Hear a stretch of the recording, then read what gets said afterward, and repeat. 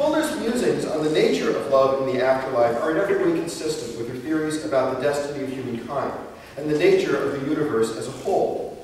Fuller's philosophy of nature was deeply informed by the work of Friedrich Schelling, an associate of Goethe's, who posited that physical nature was in a process of spiritual evolution, in which creation was constantly struggling toward a greater consciousness of itself and toward an ever more ideal form. Fuller's own experience of life coincided strongly with Schelling's philosophy.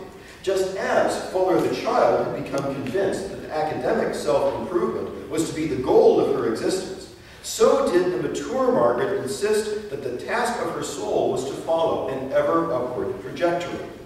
This anticipated ascension involved not just her mind, but also her passions.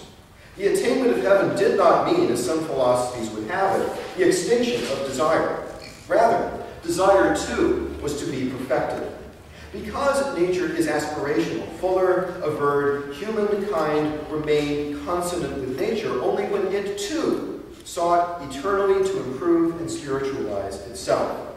The duty to do so lay not only with the individual, but with the entire human race.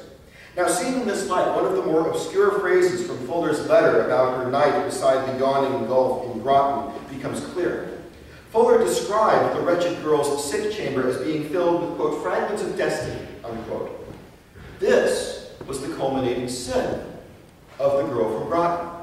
Embedded in base nature, sunk in sensuality, she had failed to heed the summonings of a higher consciousness. She had trampled on the law of life that leads away from selfish sensuality and toward a glittering, ineffable good. In Fuller's mind, one who failed in this way offended more grandly than merely against oneself or even one's unborn child. While anyone is base, she was to write, in Woman in the 19th Century, none can be entirely free and noble. Yet, it was hard to argue for a law of spiritual progression when more people seemed to be violating it than obeying it. The argument was still less tenable when the woman who made the argument had cause to wonder whether it was even true for herself. Referring again to Anna Barker, Fuller wrote, "The secret of my life is sealed to her forever." But that secret was well known to Margaret herself, and the mystery of why it should exist remained unsolved.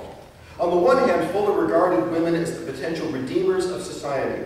On the other, she knew that they, and she herself, were unredeemed. Fuller knew that her pleading for a vision of a unitary human spirit, of which sie fragen mich nach Mann und Weib, but thank goodness I don't have to say that again. So